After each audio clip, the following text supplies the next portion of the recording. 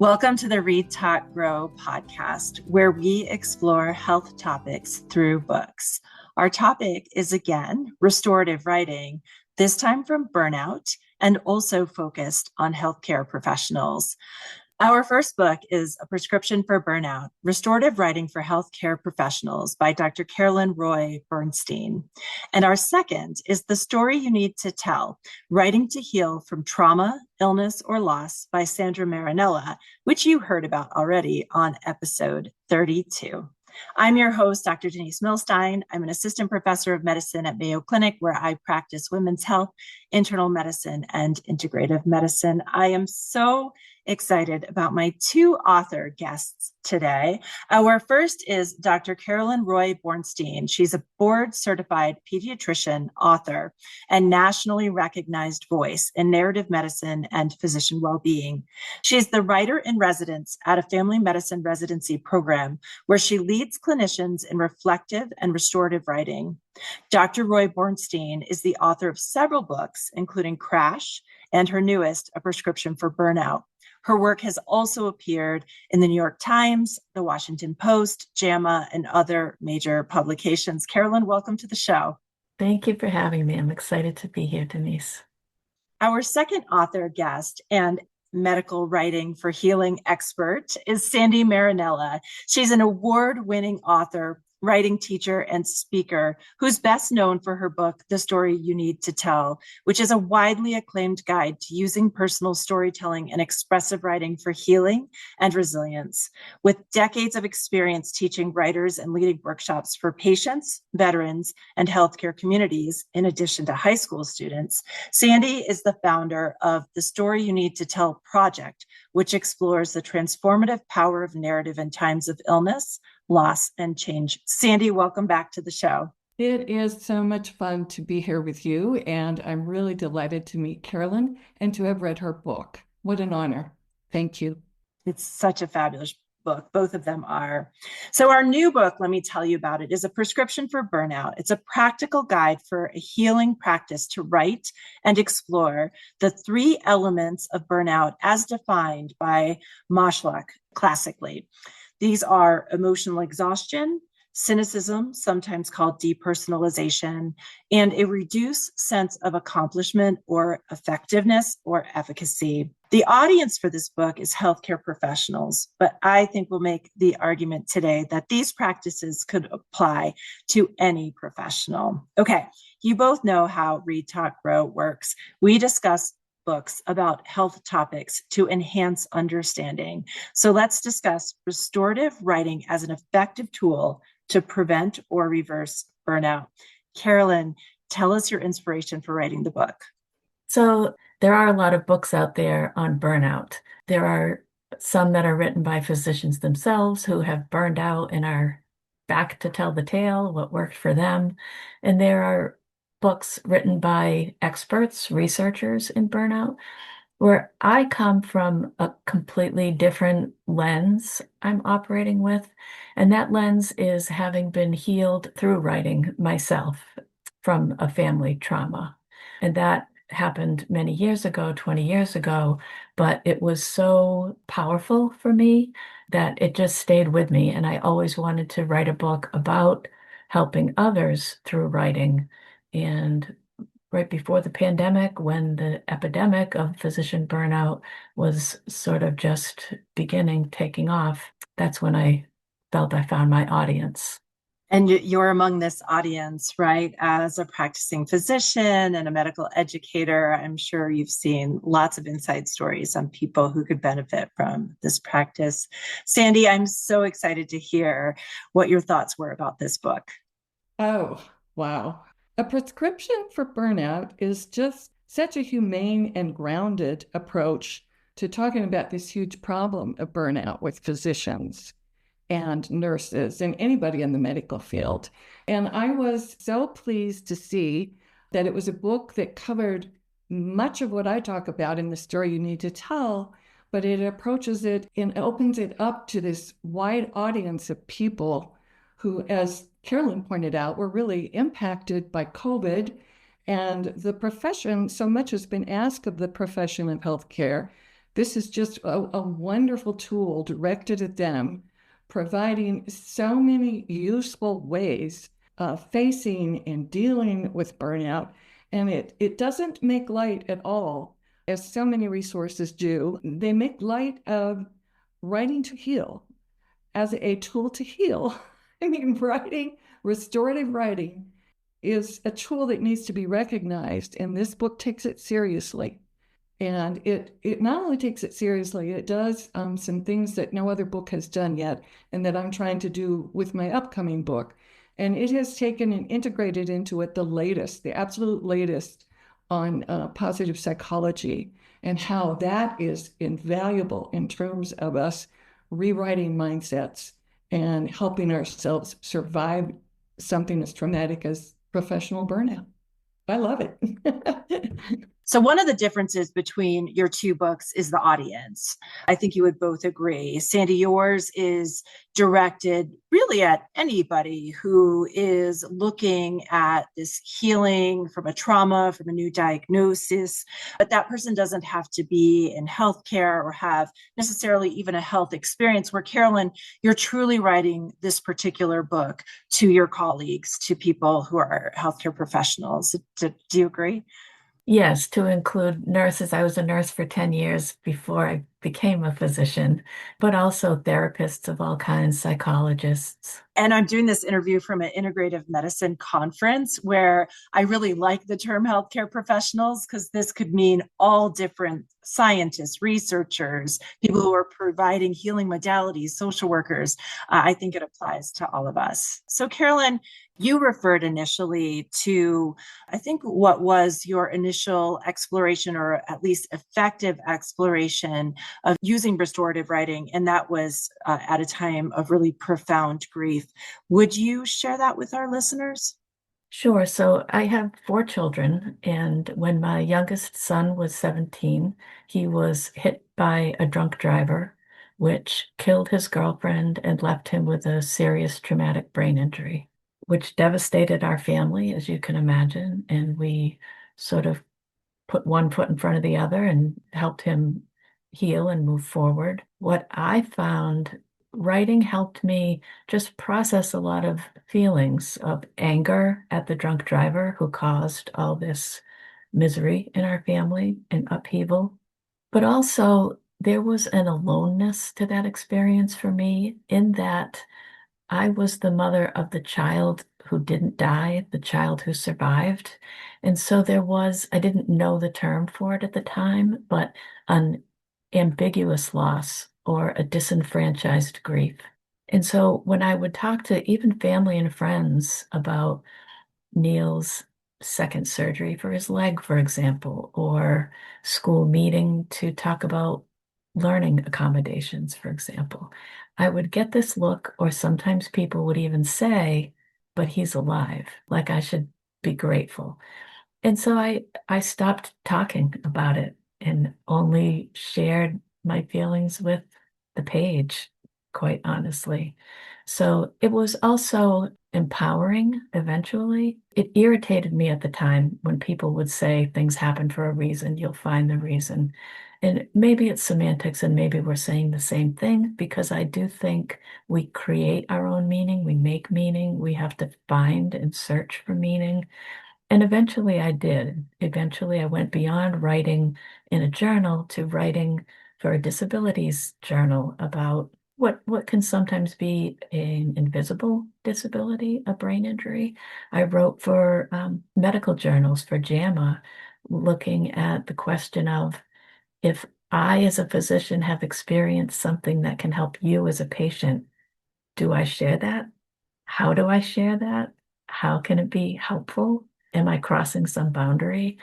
So I was able to make meaning also by becoming an ambassador for the Brain Injury Association. So I talked to college students and high school students, and I spoke at neuropsychiatric symposia. This was another level of profound epiphany for me, in that when I would finish speaking, people would invariably come up to me and share their stories.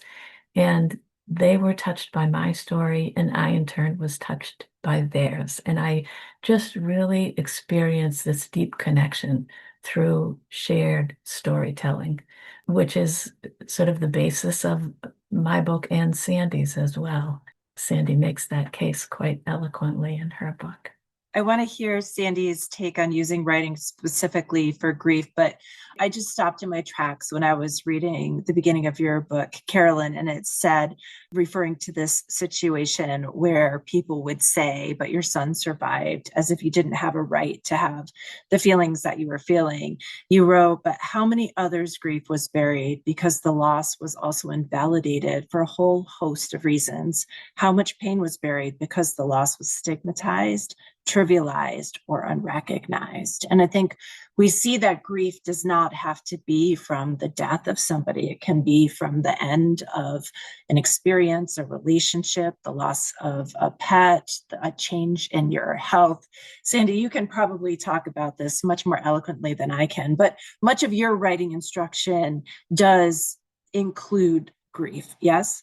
Absolutely. I came from teaching writing my entire life and finding narratives and storytelling profound in the lives of my students. And I was in a very stressful college situation when I got cancer. And suddenly I found myself writing to heal myself, writing because I wanted to live. It was so successful, and that just transformed me. That made me say, wait a minute, I need to be taking not just writing narrative, but writing narrative to heal into other lives, which is how I came to know you, Denise Millstine. And I'm so grateful for that, because in working with my own cancer, I was immediately connected through Mayo Clinic, through the Phoenix Hospital downtown, the Veterans Hospital, through Piper Cancer Center, through many resources here in Phoenix, and eventually internationally, many sources that wanted to bring, that could feel the pain of people writing. And there was all kinds of grief that came out of the stories that were shared in all the classes that I taught. I mean, I can look at my own life now, look at my journals and see where I had to process the death of a friend to suicide and the loss of a friend to leukemia. And now I'm working with all these writers in my classes who have lost children, which I think is one of the most painful griefs possible. It's overwhelming how this work is wrapped in grief, that there's so much grief in our lives, in our human condition, and there is no question that we can hold this pain through the kind of writing that Carolyn has covered in her book. We can hold it, and we can even transform it into something beautiful, as I think both of us are trying to point out in our work. Indeed, and journey through it. And I love how each chapter of your book, Carolyn, really offers a step for thinking further about experiences, and it's a very logical progression. But before we get to talking about some of the steps, Carolyn, I wonder if you'll talk about a line in the book, because we're thinking about restorative writing, which is really this processing writing, this writing where you're healing your stories and thinking differently, reframing your stories. But you say that we doctors traffic in narrative. And I think it is true that patients tell us their stories, and we hear them as stories and try to help heal from there. Will you just comment on that? Yes, what I meant by traffic in stories is that we listen to stories from our patients all day long. We absorb those stories of suffering and trauma and loss and grief. And so there is a lot of secondary trauma and vicarious loss that we experience. And we write stories, we transcribe the stories as we understand them in the medical notes. We write a consultation notes and communicate with our colleagues in story. And I teach narrative medicine, as you mentioned, as a writer in residence. And what Rita Sharon teaches us, who founded the program, coined the term, is that we doctors need to develop a porousness so that we can absorb these stories. And I agree with that. I think we need to understand these stories in order to understand where the patient's coming from, make the right diagnosis, come up with the right treatment plan. I think that the issue is that too many of us continue to carry the suffering that we've absorbed, that nobody's ever told us it doesn't belong to you. It's okay to set it down.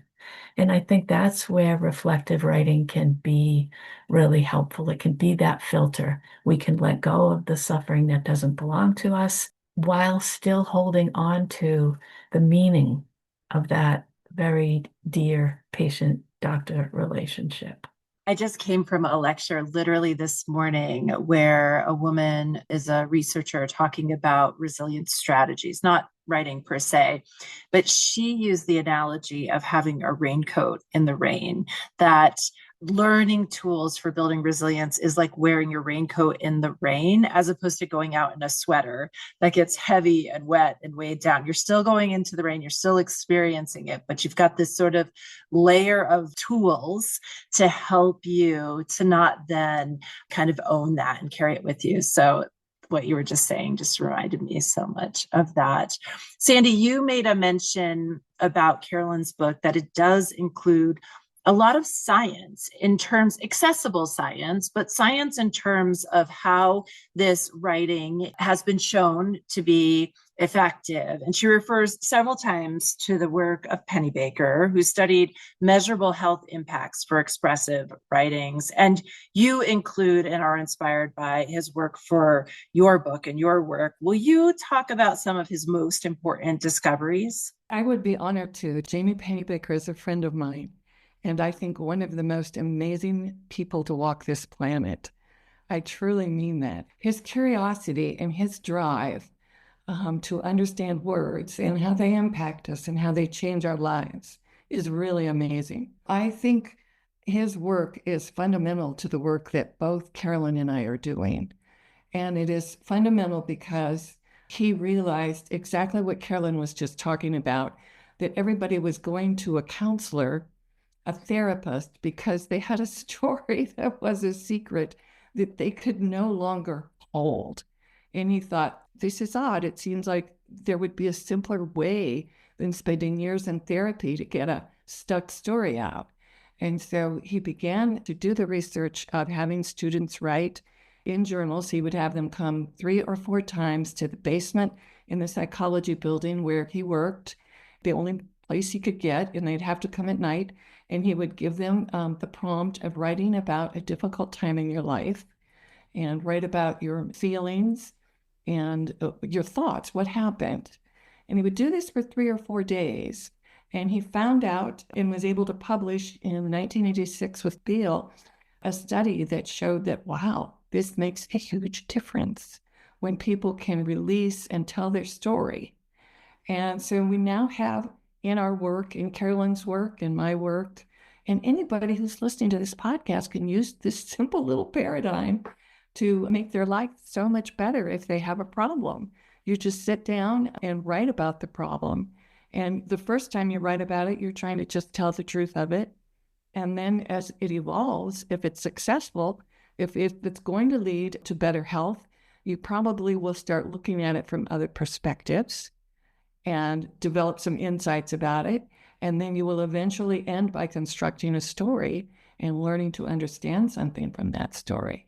And that is really profound if you think about it in terms of not just our work here, but in terms of all therapy, in terms of all mental health and physical health. Because he taught us not only can you use this writing, and I'll let you look up there's 400 solid studies, but really Jamie says there's more like 1,000 studies internationally that have been done. This writing that we're talking about is not a panacea.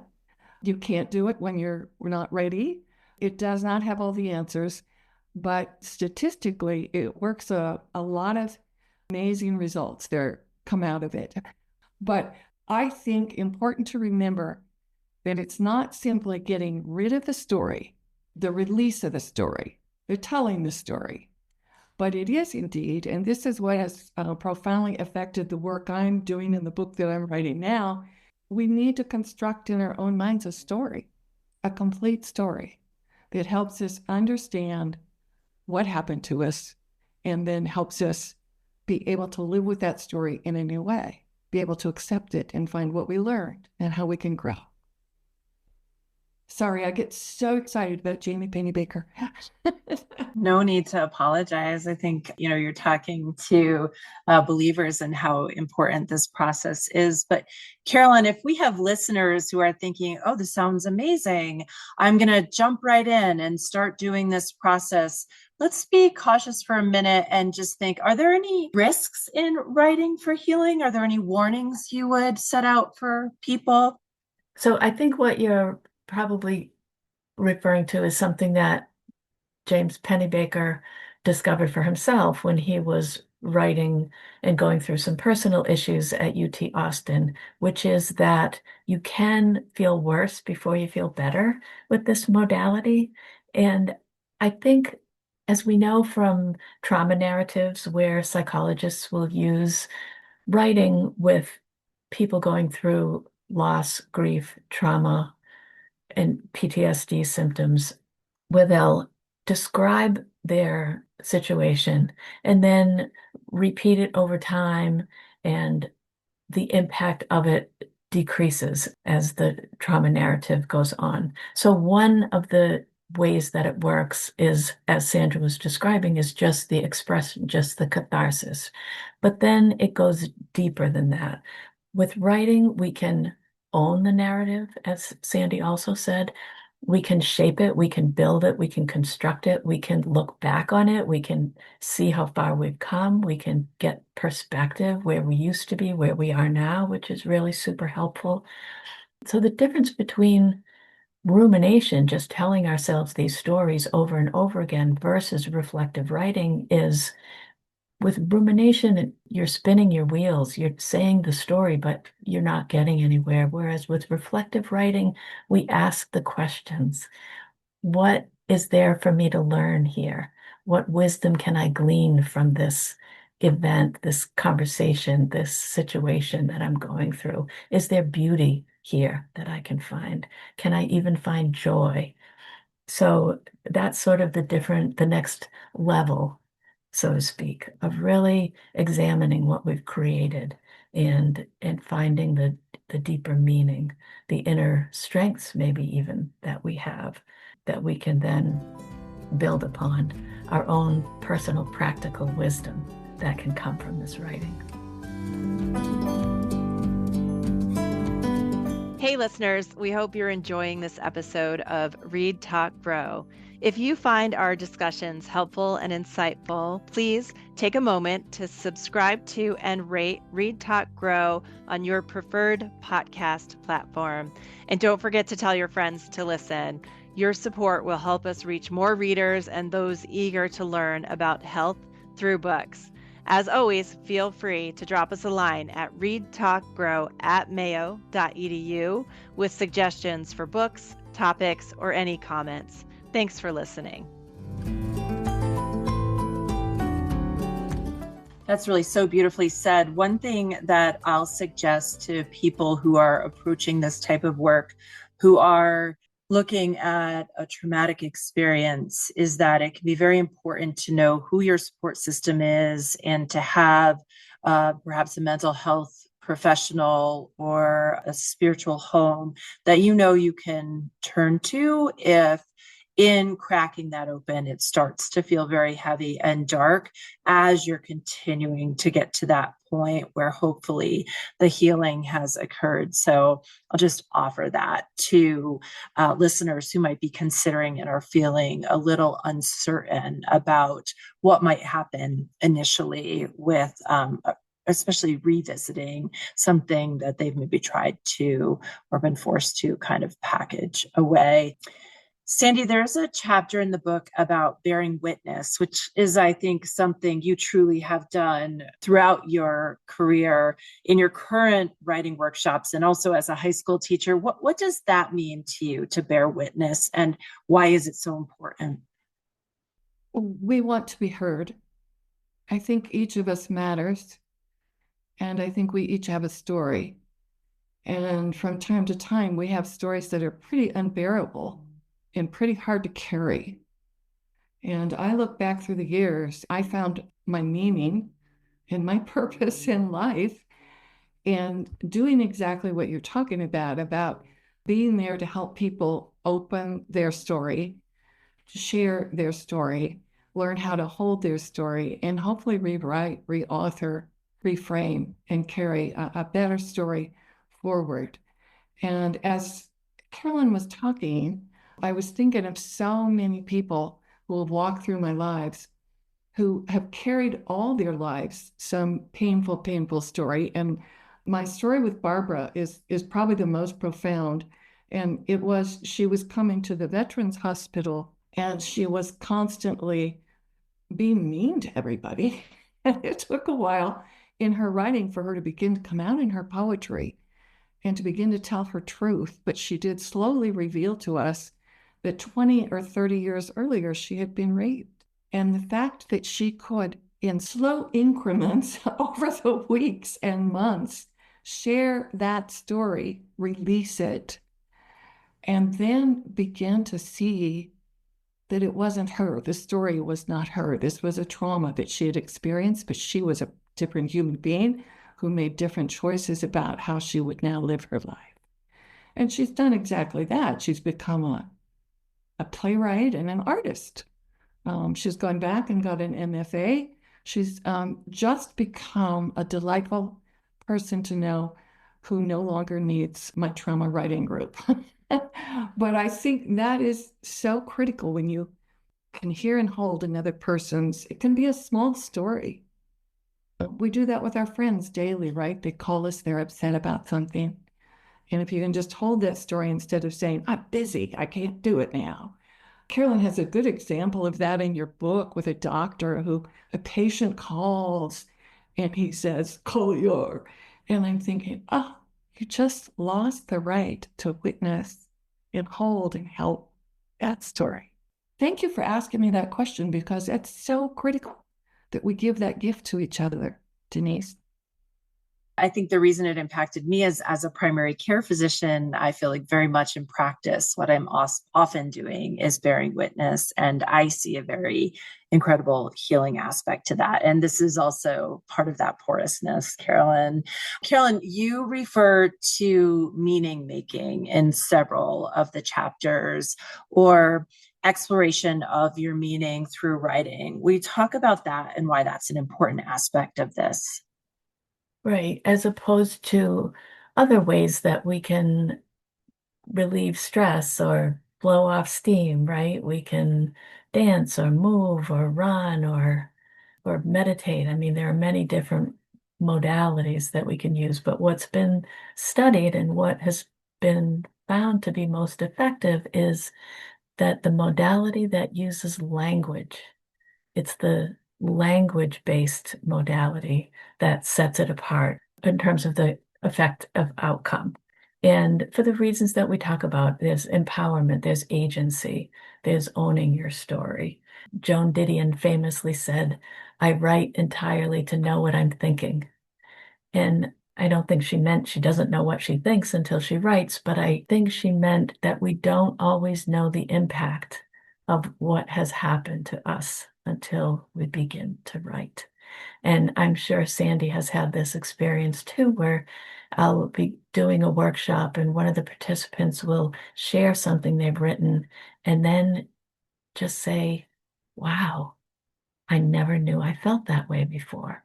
I never knew I was carrying that grief, that anger, whatever the emotion is.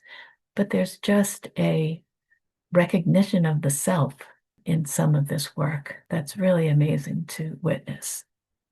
And that light bulb moment where you see those two things as being connected, but never having pulled those stories together or pulled them to how you're currently behaving, for example. So Sandy, Carolyn's alluding to sharing writing when she's leading a workshop. And she also makes the point in the book that writing is generally a solitary effort. We think of sitting down with our pen to paper or our fingers to keyboard, and that's something that you often are doing on your own, but that writing in community is also really important. Where are places where people will find themselves writing in community, and why does that matter? Well, I want to start with why it matters, because it's critical. I think we need relationship. We need people. I mean, we know that there is study after study. I think the Harvard study of adult development says the most important thing in life longevity is our relationships, our community, and how we build that and how important it is to us. So I'm thinking in writing, which already is solitary or can be solitary, we especially need it.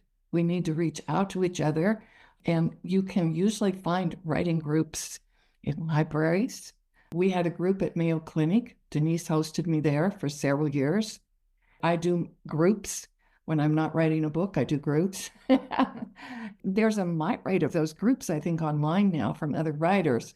And I'm proud to see what's happening. And sometimes I think I want to be sure that it's based on a lot of this work that Carolyn has spent her time doing, so that we are giving to people what is the best healing and transformational steps possible when they're taking themselves to the page, because it can be very solitary and very problematic for those that don't like to be alone, but it doesn't have to be. We have many resources.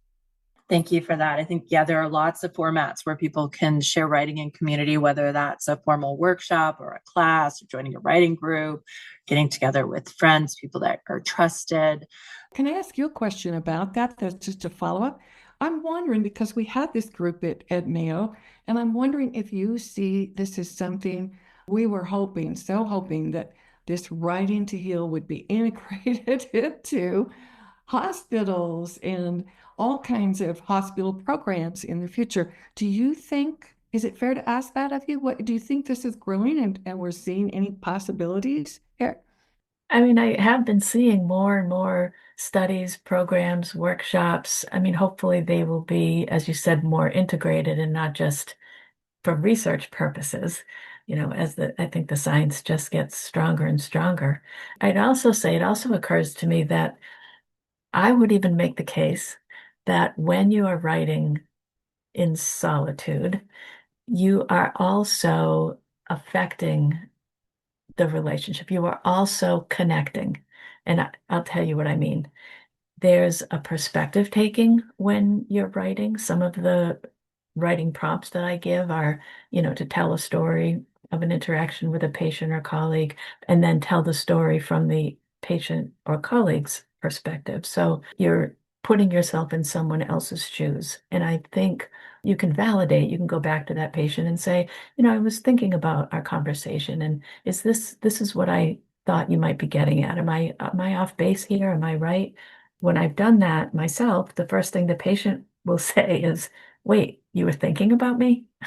And I think they're just kind of blown away that you would clock out at 5 o'clock and keep thinking about them. But I don't know if you remember, it was sixth grade science class for me, but learning about the Heisman principle of uncertainty, that studying something changes the something, even when you're not doing anything to it, just by observing it. And I think the same is true in my mind of relationships. If you're exploring a relationship, trying to find the meaning in it, find the beauty, find the joy, you won't see that person the same when you go back to that patient, that colleague. And so I think even if we are writing in solitude and isolation, I think there still is an element of connecting. And you're connecting with something larger than yourself. You're connecting with a community of writers. You're connecting with ideas, with art, with the world when you're writing about these things. That is so beautiful, Carolyn. And I just want to add on to that I think we forget now that Zoom has magical properties, that we can actually turn the video on and see each other and see each other's eyes and reactions and respond. And as you were speaking, I got tears in my eyes because I was remembering a moment of community with cancer patients in a writing class where one bald-headed cancer patient was talking about how she was excited to learn new things. And another cancer patient flipped his mic on and goes, I need to be in this class with you. I need to learn from you. I need the engagement, and the power of that moment sticks with me, of how we can learn from each other when we write together. Thank you for that. Both of those comments are so beautiful. There's a lot within the book that is about empathy and compassion. And I hope our listeners will go and look at those two aspects of the book. But one that I don't see talked about as much, and I think is important, positive, impactful, Carolyn, is wonder. And you say that restorative writing can help you reconnect with wonder, sort of that childlike mind. Will you share what that is with the listeners?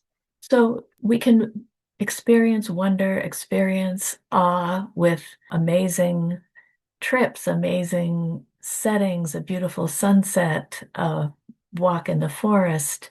But we can also experience wonder and awe in our daily lives. And here's where I think that writing opens us to that. I was reading, I guess it's a year now. It feels like it was just a few months ago. There was a study in JAMA Open Network out of the University of Michigan. Sanjay Saint and his group published a study on sacred moments, and they interviewed or surveyed 600 or more internists and asked whether and how frequently they experienced sacred moments with their patients. And they defined a sacred moment as a brief period of deep meaning with a patient. And over 2/3 of those internists said, yes, I know what you're talking about. I've had those moments. And I think, well, the follow-up question to that was, did you share it with anybody? Did you share it with your colleagues? And that answer was overwhelmingly no, which I think writing can help with that. We can name it and normalize it. And I think in naming it and normalizing it and talking about it and writing, we can open ourselves to recognizing a sacred moment, because it can be brief and small and practically nothing. One of the most sacred moments in my practice was I started doing home visits for new parents. And I remember going to the home of a mother who had given birth, who was my patient. I was at her birth when she was born, and now she was giving birth. And there was just, sitting in her kitchen having coffee, nothing unusual about the newborn. She was perfect in every way. But that moment just stayed with both of us. Do you remember, Dr. Bornstein, when you came to my kitchen and I made you coffee? And so I think we can make meaning out of the mundane when we're writing. We're just open to it. And I think that is really a key, is cultivating that openness, which is something that writing can help with. Really liked in the chapter too how you compared it to curiosity, where you could be curious about something, which means you're seeking to know more, versus wonder, and forgive me for paraphrasing, but is just appreciating the awe of the moment, not to seek to carry it forward or to answer something that you detect as unknown, but just to hold that space and the meaning of it. So I thought that was really, really beautiful. Thank you for that. Sandy, let's say we have listeners who are looking to get started. What do you think they should do? Should they go and buy 8 journals and the most beautiful, expensive pens they can find? Should they just open a document on their computer? How do they get started? I think they listen to their inner voice. I think we all kind of follow a different little pattern. And I love Julia Cameron's book, but I don't journal every day. I had to find my own practice, and I do have it. And I think everybody has to search and find what works for them. If you write early in the morning, like Carolyn does, and I do, my practice is different than hers, but I have to get up, get the dishes done, get out of the house, because it's part of my Thich Nhat Hanh ritual. I will honor my dishes and then I will go to my cafe and honor my words. Because if I stay at the house, I'm going to honor the house. And I don't want to honor the house all day. I want to get some work done. So you have to open yourself up. You have to quiet the critical voice that tells you can't do it. You have to forget about grammar and your spelling. If you just want to do the reflective writing, you have to put your pen on a page or your fingers on the keyboard. And the research that I've received from Penny Baker, I think it was Penny Baker, said that, keyboard or journal, either one is okay. Your keyboard can be your journal. You have to find your pattern, and you have to find your practice, and you have to adhere to it. You have to follow it. You have to make it sort of a sacred thing. And I very much appreciated, Carolyn, that about your book, that you make it seem like something we will do. We will do this. We will try this. We will try this. And we'll keep doing these different things, because everyone out there should be able to find several ways to tap in to their words from all of the wonderful guidance that you give us. Well, you also mentioned something about no grammar, and I think that's important, because I get so often, and you probably do too, I'm not a writer. Oh, I'm not a writer. I can't do that. And, when I do workshops, I try to level the playing field right away. Look, none of us are Shakespeare here. That's not the point. And that there are no wrong answers. There's no right answer. What's right for you one day might be wrong for you the next. If what's right for you might be wrong for me. So it's totally individual. And in that way, I think a reflective writing practice is inherently self-compassionate. And that's something we don't give ourselves very often. We don't give ourselves much grace. We hold ourselves to an exacting standard that doesn't have to be there. And a reflective writing kind of levels that playing field for us. I think that is said beautifully. I think we have this critical voice that I have heard in my writers forever. And one of my favorite prompts has always been, write a compassionate letter to yourself from your wise self, and tell me what beauty you find in your present self or in something you did. I vary it all the time, but I mean, just to acknowledge you're okay. You can hold this. You can hold this stuff. Thank you, Carolyn, for what you've done for us. Thank you. Yeah, thank you both so much. There's so much wisdom in those final words, and I hope that our listeners feel inspired to look at restorative writing and to look at writing to heal, and to see if this is a tool they could add to their toolbox or bring back out of their toolbox and engage with to heal from any trauma, to approach any grief, and if they are a healthcare professional facing burnout, to look at Carolyn's book to truly take the pathway to see if they can turn the tides on that. It's been truly my pleasure to talk to the two of you. We've been talking about A Prescription for Burnout, Restorative Writing for Healthcare Professionals by Dr. Carolyn Roy Bornstein, and The Story You Need to Tell, Writing to Heal from Trauma, Illness, and Loss by Sandra Marinella. Thank you both. Thank you. Thank you. Read, Talk, Grow is a product of the Women's Health Center at Mayo Clinic. This episode was made possible by the generous support of Ken Stevens. Our producer is Lisa Speckhard-Pask, and our recording engineer is Rick Andreessen.